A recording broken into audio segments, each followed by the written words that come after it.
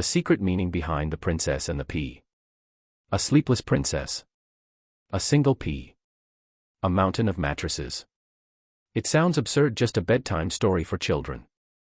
But its real meaning is far older and not meant for children at all.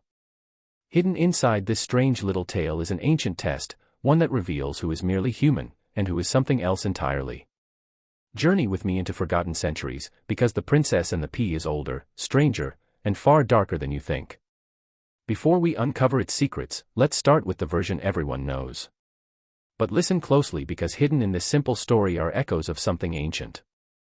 Once upon a time, a prince longed for a bride, not just any bride, but a true princess.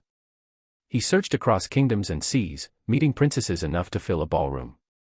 But he could never be sure. Were they truly royal, or only pretending? Then one stormy night, as rain lashed against the castle walls, a desperate knock sounded at the door. The old king answered, and there stood a young woman, beautiful but soaked to the bone. Her hair clung to her face, her gown was drenched, and water spilled from her shoes. Yet she claimed she was a princess. Well, thought the queen, we'll see about that. She said nothing, but in secret she placed a single pea beneath 20 mattresses and 20 feather beds. The girl was invited to sleep there for the night. In the morning, they asked how she'd slept. Oh, dreadfully, she cried. Something hard was under the bed all night. I'm bruised black and blue. The queen smiled. Only a true princess could feel a single pea through so many layers. And so the prince married her, sure at last that he'd found a real princess. Hans Christian Andersen published The Princess and the Pea in 1835. But he never claimed to have invented it. He said it was an old story, one he'd heard as a child in Denmark. Yet when scholars searched for earlier versions, they found none. Still, a few clues point toward older roots. A Swedish folktale tells of a girl who pretends to be a princess. The queen hides peas or straw under her bed to test her, but a clever cat warns her of the trick. Each morning, the girl complains of poor sleep and fools the royals into believing she's genuine.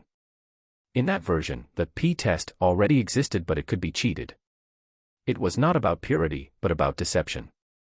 Still, the pea keeps reappearing in folklore, always as a symbol of hidden truth. In the Brothers Grimm story The 12 Huntsmen, a lion uses scattered peas to expose disguised women.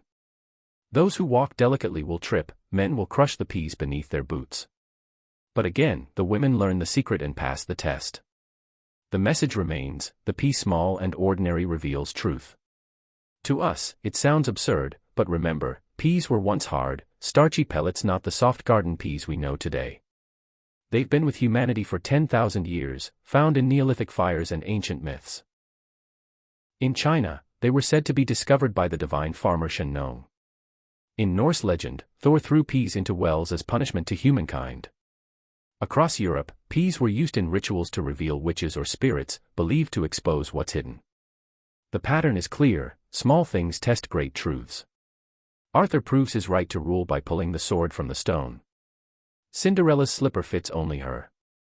The princess feels the pea. Each is a secret trial, a divine test revealing the chosen one. The same idea appears far from Europe. Around the year 1070, an ancient Sanskrit text called The Ocean of Rivers of Stories tells of 3 brothers. One is so delicate that a single hair beneath his bed leaves him bruised, nearly identical to the princess's test, 1,000 years earlier. Even the Greeks told similar tales. The people of Sybaris were infamous for their luxury. One nobleman claimed a single folded rose petal ruined his sleep. 2,000 years before Andersen, the theme was already clear: sensitivity as status or satire. Perhaps Andersen's story mocked the pampered aristocrats of his time. Or perhaps it preserved something far older, the idea that sensitivity once meant divinity. In ancient myths, gods and spirits were described as delicate, untouchable beings, their perfection so fragile that a rough touch could destroy them. Celtic fairies, too, were said to be wounded by coarse fabrics or loud sounds. Even saints and holy women were described in similar ways: fragile, pure, and divine.